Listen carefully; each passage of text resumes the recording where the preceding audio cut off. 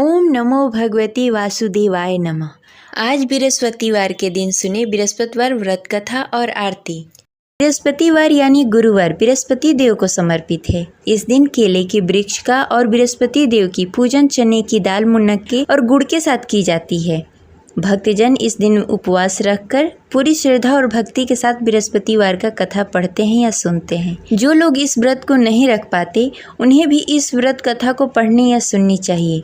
जो इस कथा को पढ़ता या सुनता है उसे सभी प्रकार के कष्टों से मुक्ति मिल जाती है और उससे धन और जन की प्राप्ति होती है। आज आप सुनेंगे बृहस्पति देव की संपूर्ण कथा। उससे पहले कमेंट में लिखें जय बृहस्पति देव। पौराणिक कथा के अनुसार प्राचीन समय की बात है। भारतवर्ष में एक राजा राज्य करता था। वो बड़ा ही प्रतापी और दानी था। वह नित्य प्रति मंदिर में भगवत दर्शन करने के लिए जाता और ब्राह्मणों और गुरु की सेवा किया करता। उसके द्वार से कोई भी याचक निराश होकर नहीं लौटता। वह प्रत्येक गुरुवार को व्रत रखता एवं पूजन करता, गरीबों की सहायता करता। परंतु यह सब बातें उसकी रानी को बिल्कुल अच्छी नहीं लगती थी। वह न तो व्रत करती और न ही किसी को एक भी पैसा दान में देती थी। वह राजा से भी ऐसा करने को मना किया करती थी। एक समय की बात है, राजा शिकार खेलने के लिए वन को चले गए। घर पर रानी और दासी थी। उस समय गुरु बृहस्पति साधु का रूप धारण करके राजा के दरवाजे पर भिक्षा मांगने के लिए आए। साधु ने रानी से भिक्षा मांगी तो वह कहने लगी, हे साधु महाराज, मैं इस दान पुण्य से तंग आ गई हूँ। इस कार्य के लिए तो मेरे पति ही बहुत हैं। अब आप ऐसी कृपा करें कि सारा धन नष्ट हो जाए तथा मैं आराम से रह सकूं। साधु रूपी बृहस्पति देव ने कहा, हे देवी, तुम तो बड़ी ही विचित्र हो। संतान और धन से कोई दुखी नहीं होता, इसको सभी चाहते हैं। पापी भी धन और पुत्र की इच्छा करता है। अगर तुम्हारे पास धन अधिक है तो भूखे मनुष्यों को भोजन करवाओ, प्याव लगवाओ, ब्राह्मणों को दान दो, धर्मशाला बनवाओ, कुआं, तालाब, बावड़ी, बाग, बगीचे आदि का निर्माण कराओ तथा निर्धन कुंवारी कन्याओं का विवाह करवाओ। साथ ही यज्ञ करो। इस प्रकार के कर्मों से आपके कुल का और आपका नाम परलोक में भी सार्थक होगा एवं तुम्हें स्वर्ग की प्राप्ति होगी। परंतु रानी साधु की इन बातों से खुश नहीं हुई। उसने कहा, हे साधु महाराज, मुझे ऐसी धन की आवश्यकता नहीं है जिसे मैं अन्य लोगों को दान में देती फिरूं, जिसको रखने और संभालने में भी मेरा सारा वक्त निकल जाए। साधु ने कहा, हे देवी, यदि तुम्हारी ऐसी ही इच्छा है तो जैसा मैं तुम्हें बताता हूँ वैसा करना। बृहस्पतिवार के दिन आंगन को गोबर से लीपना और अपने केशों को पीली मिट्टी से धोना। केशों को धोते समय स्नान करना। राजा से कहना कि वो हजामत कराए। भोजन में मांस मदिरा खाना। कपड़े धोबी को धोने के लिए देना। इस प्रकार 7 बृहस्पतिवार को करने से तुम्हारा सारा धन नष्ट हो जाएगा। यह कहकर साधु महाराज रूपी बृहस्पति देव अंतर्ध्यान हो गए। रानी ने साधु के कहने के अनुसार 7 बृहस्पतिवार तक वैसा ही करने का विचार किया। साधु के बताए हुए कार्य करते हुए केवल 3 ही बृहस्पतिवार बीते कि उसकी सारी संपत्ति नष्ट हो गई। भोजन के लिए भी 2 समय परिवार तरसने लगा तथा सांसारिक भोगों से दुखी रहने लगा। तब राजा रानी से कहने लगा कि हे रानी, तुम यहाँ पर रहो, मैं दूसरे देश जा रहा हूँ। क्योंकि यहाँ पर मुझे सभी मनुष्य जानते हैं, इसलिए मैं यहाँ कोई कार्य नहीं कर सकता। मैं अब परदेश जा रहा हूँ, वहाँ कोई काम धंधा करूँगा, शायद हमारे भाग्य बदल जाए। ऐसा कहकर राजा परदेश को चला गया। वो वहाँ जंगल से लकड़ियाँ काट कर लाता और शहर में बेचता। इस तरह जीवन व्यतीत करने लगा। इधर राजा के बिना रानी और दासी दुखी रहने लगी। किसी दिन भोजन मिलता और किसी दिन जल पीकर ही रहना पड़ता। एक दिन रानी और दासी को भोजन किए बिना 7 दिन व्यतीत हो गए। तो रानी ने अपनी दासी से कहा, हे दासी, यहाँ पास के नगर में मेरी बहन रहती है। वह बड़ी ही धनवान है। तुम उसके पास जाओ और वहाँ से 5 सेर बेजल मांग के लाओ, जिससे कुछ समय के लिए गुजारा हो जाएगा। दासी रानी की बहन के पास गई। रानी की बहन उस समय पूजा कर रही थी। बृहस्पतिवार का दिन था। दासी ने रानी की बहन से कहा, हे रानी, मुझे आपकी बहन ने भेजा है, मुझे 5 सेर बेजल दे दो। दासी ने यह बात अनेक बार कही, परंतु रानी की बहन ने कोई उत्तर नहीं दिया, क्योंकि वह उस समय बृहस्पतिवार का कथा सुन रही थी। जब दासी को रानी की बहन की कोई उत्तर नहीं मिला तो वह बहुत ही दुखी हुई। उसे क्रोध भी आया वह लौटकर रानी से बोली, हे रानी, आपकी बहन बहुत ही घमंडी है। वह छोटे लोगों से बात नहीं करती। मैंने उससे कहा, उसने कोई उत्तर नहीं दिया। मैं वापस चली आई। रानी बोली, हे दासी, उसमें उसकी कोई गलती नहीं है। जब बुरे दिन आते हैं तब कोई ऐसा सहारा नहीं देता। अच्छे बुरे का पता विपत्ति में ही लगता है। जो ईश्वर की इच्छा होगी वही होगा। यह सब हमारे भाग्य का दोष है। उधर रानी की बहन ने सोचा कि मेरी बहन की दासी आई हुई थी, परंतु मैं उससे नहीं बोली, इससे वह बहुत दुखी हुई होगी। अतः कथा सुन बृहस्पति भगवान का पूजन समाप्त करके अपनी बहन के घर गई और कहने लगी, हे बहन, मैं बृहस्पतिवार का व्रत कर रही थी। तुम्हारी दासी हमारे घर आई थी, परंतु जब तक हम कथा सुनते हैं तब तक हम लोग न उठते हैं न किसी से बातें करते हैं, इसलिए मैं नहीं बोली। कहो दासी क्यों गई थी? रानी बोली, बहन, हमारे घर अनाज नहीं था। वैसे तुमसे कोई बात छिपी नहीं है, इस कारण मैंने दासी को तुम्हारे पास 5 सर बेजल के लिए भेजा था। रानी की बहन बोली, बहन देखो, बृहस्पति भगवान सबकी मनोकामनाएं पूर्ण करते हैं। देखो, शायद तुम्हारे घर में कहीं अनाज रखा हो। यह सुनकर दासी घर के अंदर गई। वहाँ से उसे एक घड़ा बेजल का भरा हुआ मिल गया। उसे बड़ी हैरानी हुई क्योंकि उसके एक एक बर्तन देख लिया था। उसने बाहर आकर रानी को बताया। दासी अपने रानी से कहने लगी, हे रानी, देखो, वैसे हमको जब अन्न नहीं मिलता तो हम रोज ही व्रत करते। अगर इनसे इस व्रत की विधि और कथा पूछ ली जाए तो हम भी इस व्रत को किया करेंगे। दासी के कहने पर रानी ने अपनी बहन से बृहस्पतिवार के व्रत के बारे में पूछा। उसकी बहन ने बताया, हे रानी बहन, बृहस्पतिवार को सूर्योदय से पूर्व उठकर स्नान आदि से निवृत्त होकर बृहस्पतिवार का व्रत करना चाहिए, लेकिन उस दिन सिर नहीं धोना चाहिए। बृहस्पतिवार के व्रत में चने की दाल और मुनक्के से विष्णु भगवान और केले के वृक्ष की जड़ की पूजन करनी चाहिए तथा दीपक जलाएं। उस दिन एक ही समय भोजन करें। भोजन पीले खाद्य पदार्थ का करें तथा कथा सुनें। इस प्रकार करने से गुरु भगवान प्रसन्न होते हैं और अन्न पुत्र धन देते हैं। इस प्रकार व्रत और पूजन की विधि बताकर रानी की बहन अपने घर को लौट गई। रानी और दासी दोनों ने ही निश्चय किया कि वे बृहस्पति भगवान का पूजन जरूर करेंगी। 7 दिन बाद जब बृहस्पतिवार आया तो दोनों ने व्रत रखा। घुड़सार में जाकर चना और गुड़ बीन लाई तथा उसकी दाल से केले की जड़ में विष्णु भगवान का पूजन किया। अब भोजन कहाँ से आए? दोनों बड़ी ही दुखी हुई, परंतु उन्होंने व्रत किया था, इस कारण बृहस्पति देव भगवान प्रसन्न थे। वे एक साधारण व्यक्ति के रूप में 2 थालों में सुंदर पीला भोजन लेकर आए और दासी को देकर बोले, हे दासी, यह भोजन तुम्हारे और रानी के लिए है, तुम दोनों करना। दासी भोजन पाकर बड़ी ही प्रसन्न हुई और रानी से बोली, रानी जी, भोजन कर लो। रानी को भोजन आने के बारे में कुछ पता नहीं था, इसलिए वह दासी से बोली, जा तू ही भोजन कर ले, क्योंकि तू हमारी व्यर्थ में हंसी उड़ाती है। दासी बोली, एक व्यक्ति अभी भोजन देकर गए हैं। रानी कहने लगी, वह भोजन तेरे लिए दे गए होंगे, तू ही भोजन कर ले। दासी ने कहा, वह व्यक्ति हम दोनों के लिए भोजन की थाली लेकर आए हैं, इसलिए मैं और आप दोनों ही साथ भोजन करेंगी। फिर दोनों ने गुरु भगवान का नमस्कार किया और भोजन प्रारंभ किया। उसके बाद से वे प्रत्येक बृहस्पतिवार को गुरु भगवान का व्रत और पूजन करने लगी। बृहस्पति भगवान की कृपा से उसके पास धन हो गया, परंतु रानी फिर पहले की तरह आलस्य करने लगी। तब दासी बोली, देखो रानी, तुम पहले भी इस प्रकार का आलस करती थी। तुम्हें धन को रखने में कष्ट होता था, इस कारण सभी धन नष्ट हो गए। अब गुरु भगवान की कृपा से धन मिला है तो फिर तुम्हें आलस्य होता है। बड़ी मुसीबतों के बाद हमने यह धन पाया है, इसलिए हमें दान पुण्य करना चाहिए। तुम भूखे मनुष्यों को भोजन कराओ, प्याव लगवाओ, ब्राह्मणों को दान दो, कुआं, तालाब, बावड़ी आदि का निर्माण कराओ, मंदिर पाठशाला बनवाओ, दान दो, कुंवारी कन्याओं का विवाह करवाओ। धन को शुभ कार्यों में खर्च करो, जिससे तुम्हारे कुल और यश बढ़े तथा स्वर्ग की प्राप्ति हो और पितृ प्रसन्न हो। दासी की इन बातों को मानकर रानी ने इसी प्रकार का कार्य करना प्रारंभ कर दिया, जिससे उसका काफ़ी यश फैलने लगा। एक दिन रानी और दासी आपस में विचार करने लगी, न जाने राजा किस दशा में होंगे, उनकी कोई खोज खबर नहीं है। गुरु भगवान से उन्होंने प्रार्थना की और भगवान ने रात्रि में राजा को स्वप्न में कहा, हे राजा, उठ, तेरी रानी तुझे याद करती है। अब अपने देश को लौट जा। राजा प्रातःकाल उठकर जंगल से लकड़ियां काटकर लाने के लिए जंगल की ओर चल पड़ा। जंगल में गुजरते हुए वह सोचने लगा, रानी की गलती से कितने दुख भोगने पड़े। राजपाट छोड़कर जंगल में आकर रहना पड़ा। जंगल में लकड़ियां काटकर उन्हें बेचकर गुजारा करना पड़ा। उसी समय उस जंगल में बृहस्पति देव साधु के रूप में प्रकट हुए और राजा से पूछने लगे, हे लकड़हारे, तू इस सुनसान जंगल में किस चिंता में बैठा है, मुझे बताओ।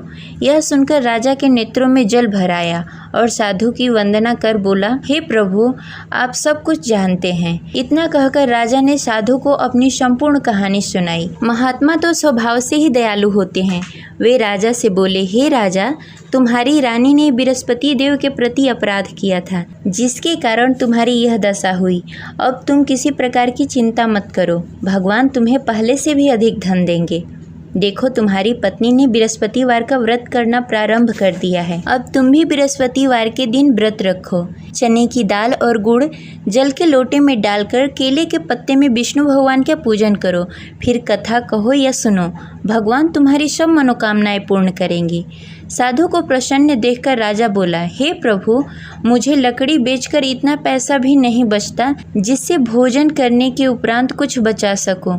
मैंने रात्रि में अपनी रानी को व्याकुल देखा। मेरे पास कोई साधन नहीं जिससे समाचार जान सकूं। फिर मैं बृहस्पतिवार की कौन सी कहानी कहूँ या सुनूं, मुझको तो कुछ भी मालूम नहीं है। साधु ने कहा, हे राजा, तुम किसी बात की चिंता मत करो। बृहस्पतिवार के दिन तुम रोजाना की तरह लकड़ियां लेकर शहर जाओ। तुम्हें रोज से दुगना धन प्राप्त होगा, जिससे तुम भली भांति भोजन कर लोगे तथा बृहस्पति देव की पूजा सामग्री भी लेकर आओगे। बृहस्पति देव की कथा इस प्रकार है। प्राचीन काल में एक बहुत ही निर्धन ब्राह्मण था। उसके घर में कोई संतान नहीं थी। वह नित्य प्रति पूजा पाठ करता, परंतु उसकी स्त्री बहुत ही मलिनता के साथ रहती। वह न स्नान करती, न ही किसी देवता का पूजन करती। प्रातःकाल उठते ही सर्वप्रथम भोजन करती, बाद में कोई अन्य कार्य करती। ब्राह्मण देवता बहुत ही दुखी रहते थे। पत्नी को बहुत समझाते, किंतु उसका कोई परिणाम नहीं निकलता। भगवान की अनुकंपा से एक समय ब्राह्मण की पत्नी गर्भवती हुई और 10वें महीने एक सुंदर कन्या को जन्म दिया। निर्धन ब्राह्मण कन्या के जन्म से बहुत दुखी हुआ। धीरे धीरे ब्राह्मण की कन्या बड़ी होने लगी। बचपन से ही उस कन्या की रुचि भगवान विष्णु की पूजा में थी। वह प्रातः उठती, स्नान ध्यान करती, उसके बाद भगवान विष्णु की पूजा करती और मंदिर में जाती। बृहस्पतिवार को व्रत करके विधि विधान पूर्वक पूजा पाठ करती। पूजा पाठ के बाद वह पढ़ने के लिए पाठशाला जाती। घर से चलते समय वह मुट्ठी भर जौ साथ में लेकर जाती और पाठशाला के रास्ते में थोड़ी थोड़ी जौ गिराते जाती। जब पाठशाला से लौटकर आती, जौ के दाने सोने में बदल जाते। लड़की सभी सोने के दाने बीन लाती। एक दिन जब वह सोने के दानों को साफ कर रही थी, तो उसकी माँ ने कहा, बेटी, सोने के दाने साफ करने के लिए सोने का सूप भी होना चाहिए। अगले दिन बृहस्पतिवार था। उसने भगवान बृहस्पति देव की पूजा करते हुए प्रार्थना की, हे भगवान, यदि मैंने आपका व्रत विधि विधान से किया हो तो मुझे सोने का सूप दे दो। भगवान बृहस्पति देव ने उसकी मनोकामना पूरी करने का वचन दिया। पाठशाला से लौटते समय उसने रास्ते में सोने का सूप पड़ा हुआ मिला। घर लौटकर सोने का सूप अपनी माँ को दिखाकर वह सोने के दाने साफ करने लगी। उसी समय नगर का राजकुमार उसके घर के पास से गुजर रहा था। उस सुंदर लड़की को सोने के सूप में जौ साफ करते देख राजकुमार उस पर मोहित हो गया। राजकुमार ने अपने पिता से उस लड़की से विवाह करने की इच्छा प्रकट की। तो राजा ने ब्राह्मण को महल में बुलाकर राजकुमार से उसकी लड़की के विवाह की बात कही। ब्राह्मण तैयार हो गया। धूमधाम से उस लड़की का विवाह राजकुमार से हो गया। दुल्हन बनकर ब्राह्मण की लड़की महल में चली गई। लड़की के चले जाने से ब्राह्मण फिर से निर्धन हो गया। उसे कई कई दिनों तक बिना भोजन के रहना पड़ा। बहुत दुखी होकर ब्राह्मण एक दिन अपनी लड़की के पास गया। अपने पिता से निर्धनता का समाचार सुनकर उसे बहुत सारा धन देकर पिता को विदा किया। उस धन से ब्राह्मण का कुछ दिनों तक आराम से गुजारा हुआ, लेकिन जल्द ही फिर भूखों मरने की हालत हो गई। ब्राह्मण अपनी लड़की से धन लेने के लिए फिर महल में पहुंचा। लड़की ने पिता की बुरी हालत देखकर कहा, पिताजी, आखिर आप कब तक मुझसे धन लेकर जीवन व्यतीत करेंगे? आप कोई ऐसा उपाय क्यों नहीं करते जिससे आपका घर धन धान से भर जाए? ब्राह्मण ने कहा, मैंने तेरी माँ को बहुत समझाने की कोशिश की, पर उसकी समझ में कुछ नहीं आता। उसकी फुहड़ता नष्ट हो तब तो घर की निर्धनता दूर हो। तब कुछ सोचकर लड़की ने पिता से कहा, पिताजी, आप कुछ दिनों के लिए माँ को मेरे पास छोड़ जाओ। तब कुछ सोचकर ब्राह्मण ने पत्नी को लड़की के पास महल में छोड़ दिया। लड़की ने अपनी माँ से कहा, माँ, तुम कल प्रातः उठकर स्नान आदि करके भगवान विष्णु की पूजा करना। पूजा करने से तुम्हारी निर्धनता अवश्य दूर हो जाएगी। लेकिन उसकी माँ ने उसकी कोई बात नहीं मानी। तब क्रोधित होकर लड़की ने अपनी माँ को एक कक्ष में बंद कर दिया। सूर्योदय के समय माँ को उठाकर जबरदस्ती उसे स्नान आदि करवाया। फिर मंदिर में ले जाकर भगवान बृहस्पति देव की पूजा करवाई। कुछ दिनों तक ऐसा करने से माँ की बुद्धि में कुछ परिवर्तन हुआ और वह स्वयं बृहस्पतिवार का व्रत रखने लगी। उसके व्रत करने से ब्राह्मण के घर की निर्धनता दूर हो गई और भगवान विष्णु की अनुकंपा हुई और दोनों पति पत्नी धन संपत्ति पाकर आनंद पूर्वक जीवन व्यतीत करते हुए विष्णु धाम को चले गए। लकड़हारा बने राजा ने उस साधु से भगवान विष्णु देव की यह कथा सुनकर बृहस्पतिवार का व्रत करना शुरू कर दिया और भगवान विष्णु की पूजा करने लगा। उस दिन से उसके सभी क्लेश दूर हो गए। लेकिन अगले बृहस्पतिवार को कामकाज में अधिक व्यस्त होने के कारण उसने भगवान बृहस्पति देव का व्रत नहीं किया। भगवान बृहस्पति देव लकड़हारे से क्रोधित हो गए और उसे भूल की सजा दी। उस दिन नगर के राजा ने नगर में घोषणा करके सबको सूचित किया कि प्रत्येक नागरिक मेरे महल में भोजन करने आए। जो नहीं आएगा उसे अपराधी मानकर भारी दंड दिया जाएगा। लकड़हारा बने राजा ने उस नगर के राजा की घोषणा तो सुनी, लेकिन जंगल से लकड़ी काटकर लाने और उसे बेचने में देरी हो जाने के कारण वह समय पर महल में भोजन करने नहीं पहुंच सका। अतः राजा के सैनिक लकड़हारे को पकड़कर महल में ले गए। राजा ने उसे महल के एक कक्ष में बैठाकर भोजन कराया। उस कक्ष में एक खुट्टी पर रानी का सोने का हार लटका हुआ था। लकड़हारा अकेला उस कक्ष में भोजन कर रहा था। तभी उसने एक आश्चर्यजनक घटना देखी। देखते ही देखते वह खूंटी हार को निगल गई। थोड़ी देर बाद जब राजा ने हार को गायब देखा तो लकड़हारे को कारावास में डाल दिया। लकड़हारा मन ही मन अपने भाग्य को कोसने लगा। तभी उसे जंगल में मिले साधु का स्मरण हुआ।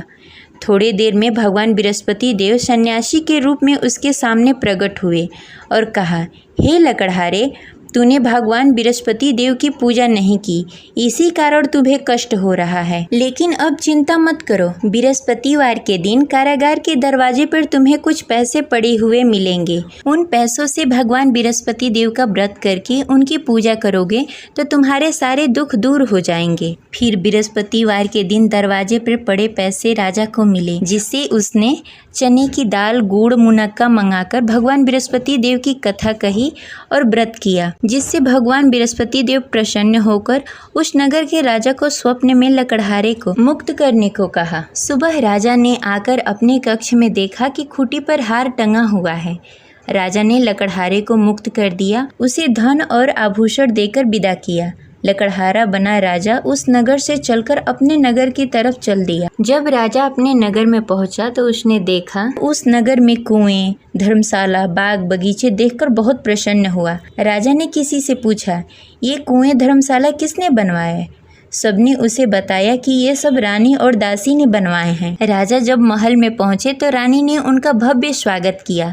तब राजा ने निश्चय किया कि सप्ताह में एक बार तो सभी बृहस्पतिवार का व्रत तथा पूजन कर सकते हैं, परंतु मैं प्रतिदिन व्रत किया करूँगा तथा दिन में 3 बार कथा कहूँगा। अब राजा हर समय दुपट्टे में चने की दाल बांधकर रखते तथा दिन में 3 बार बृहस्पतिवार का कथा कहते।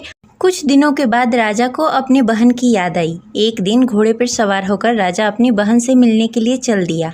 अभी राजा नगर के बाहर ही पहुंचा था कि उसने देखा कि कुछ लोग एक 100 को ले जा रहे हैं। राजा को स्मरण हुआ कि आज उसने किसी को बृहस्पतिवार का व्रत कथा नहीं सुनाया। राजा ने उन लोगों से रोककर कहा, भाइयों, आप 100 ले जाने से पहले मुझसे बृहस्पतिवार का कथा सुन लो। लोगों ने राजा पर क्रोधित होते हुए कहा, तुम पागल तो नहीं हो? लेकिन कुछ बड़े बुजुर्ग लोगों ने कहा, अच्छा भाई, तुम साथ में चलते चलते अपनी कथा भी सुनाते रहो। राजा ने चलते चलते आधी ही कथा सुनाई थी कि 100 हिलने लगा। राजा की पूरी कथा समाप्त होते ही सब उठकर बैठ गया। लोगों ने हैरानी से दांतों तले उंगली दबाई और अगले बृहस्पतिवार को भगवान बृहस्पति देव का व्रत करने व कथा सुनने का निश्चय कर लिया। अब घोड़े पर सवार होकर राजा चलते हुए एक किसान के पास पहुंचा। किसान अपने खेत में हल चला रहा था।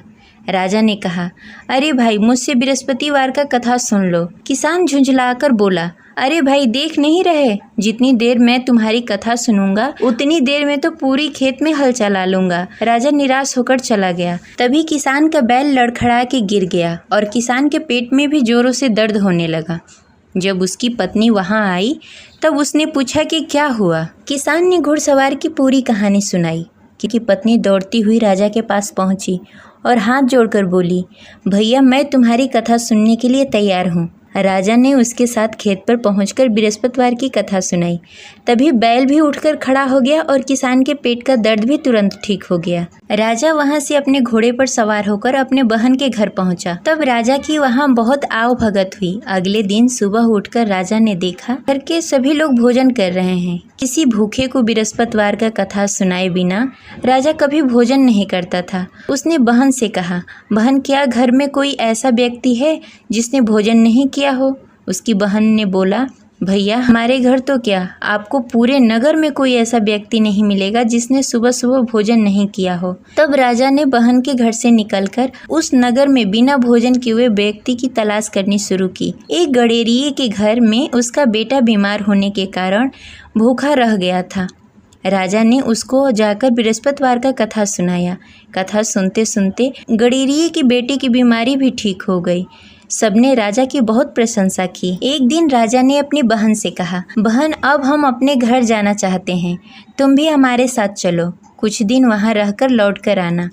राजा की बहन ने अपनी सास से पूछा तो सास ने ताने देते हुए कहा, बहू, मायके जाना हो तो अकेली जाना, मेरे पोतों को लेकर नहीं जाना।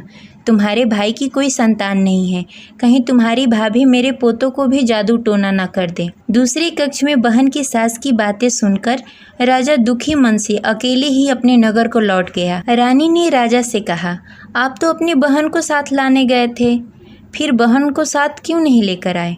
तब राजा ने दुखी होते हुए कहा, रानी, हम निसंतान हैं, इसलिए कोई हमारे घर आना पसंद नहीं करता। रानी ने राजा को समझाते हुए कहा, मैं बृहस्पति देव ने सब कुछ दिया है, अब भगवान बृहस्पति देव हमें संतान भी अवश्य देंगे। बृहस्पतिवार को विधि पूर्वक व्रत करते हुए राजा और रानी ने भगवान बृहस्पति देव से संतान के लिए प्रार्थना की। कुछ दिनों के बाद ही रानी गर्भवती हो गई।